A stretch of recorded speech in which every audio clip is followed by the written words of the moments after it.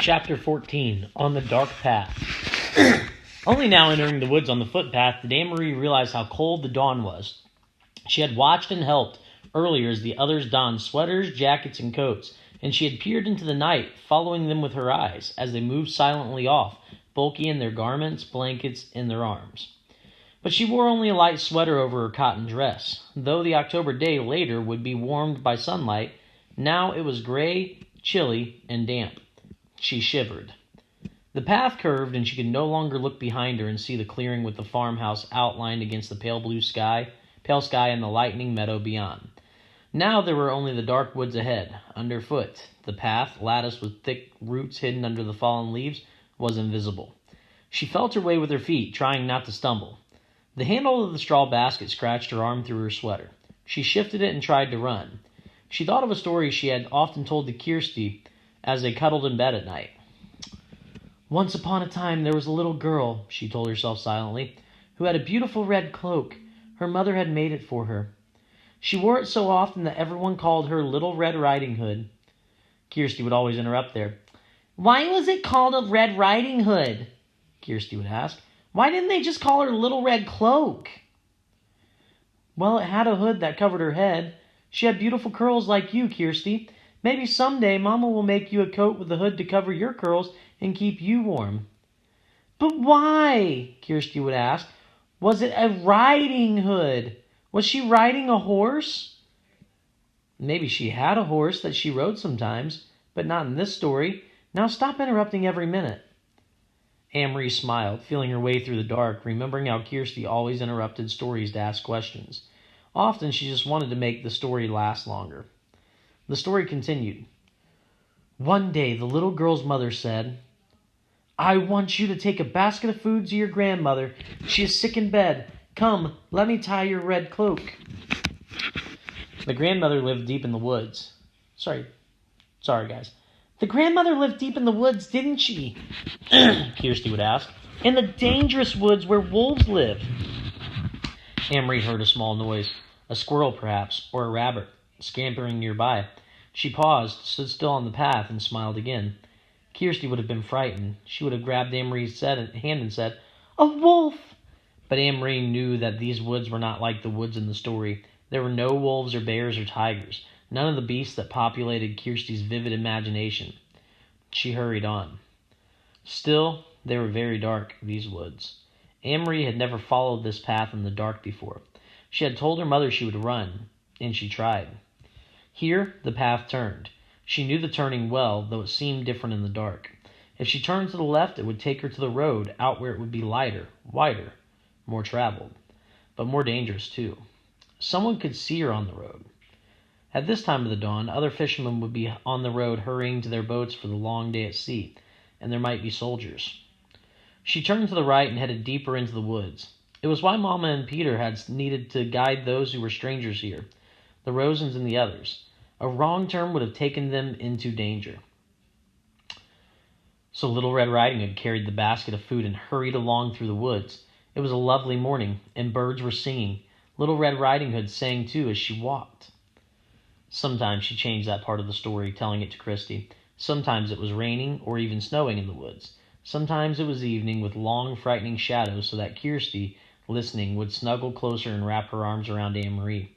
But now, telling it to herself, she wanted sunlight and birdsong.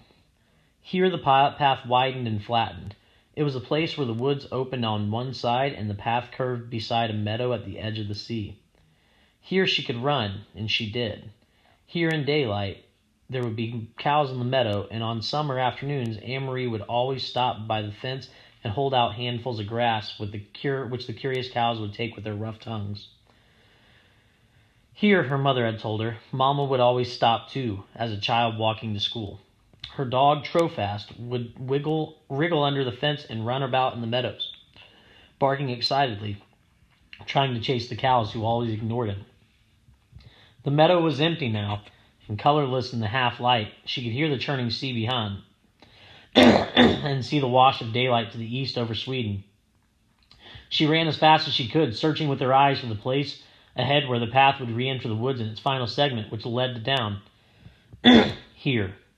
The bushes were overgrown and it was difficult to see the path here, but she found the entrance beside the high blueberry bushes. How often she had stopped here in late summer to pick a handful of the sweet berries.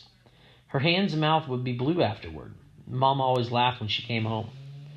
Now it was dark again, as the trees and bushes closed around her and she had to move more slowly, though she still tried to run. Anne-Marie thought of Mama. Her ankles were so swollen and her face so pained. She hoped Mama had called the doctor by now. The local doctor was an old man, brusque and businesslike, though with kind eyes. He had come to the farmhouse several times during the summers of the past, his battered car noisy on the dirt road. He had come once when Kirsty, a tiny baby then, had been sick and wailing with an earache. And he had come when Lise had spilled hot grease cooking breakfast and burned her hand. Anne-Marie turned again as the path divided once more. The left foot or fork would take her directly to the village. It was the way they had come from the train, and the way Mama had walked to school as a girl. But Anne-Marie turned to the right, heading now toward the harbor side, where the fishing boats lay at anchor. She had often come this way before, too, sometimes at the end of the afternoon to pick out the Ingeborg, Uncle Henrik's boat, from the many returning, and to watch him and his helpers unload the day's catch of slippery, shimmering herrings still flopping in their containers.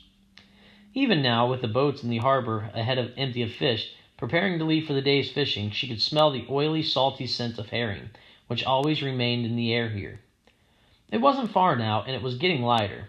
She ran almost as fast as she had run at school, in the Friday foot races, almost as fast as she had run down the Copenhagen sidewalk on the day that the soldier had stopped her with his call of "Halte!"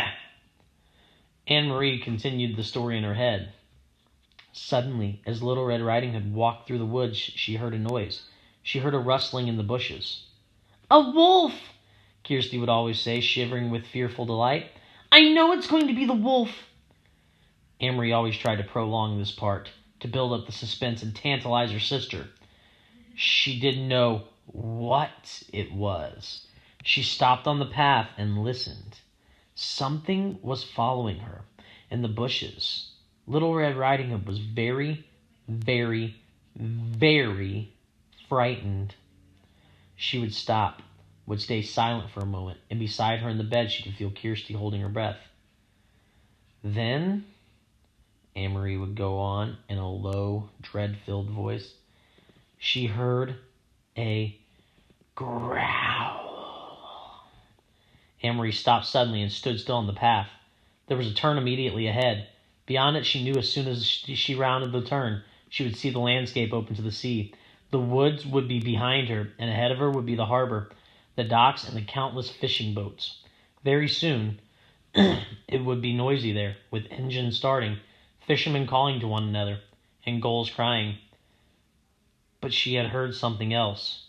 She heard bushes rustling ahead. She heard footsteps, and she was certain it was not her imagination. She heard a low growl. Cautiously, she took a step forward, and another. She approached the turn in the path, and the noises continued. Then they were there, in front of her. 4 armed soldiers. With them, straining at taut leashes, were 2 large dogs.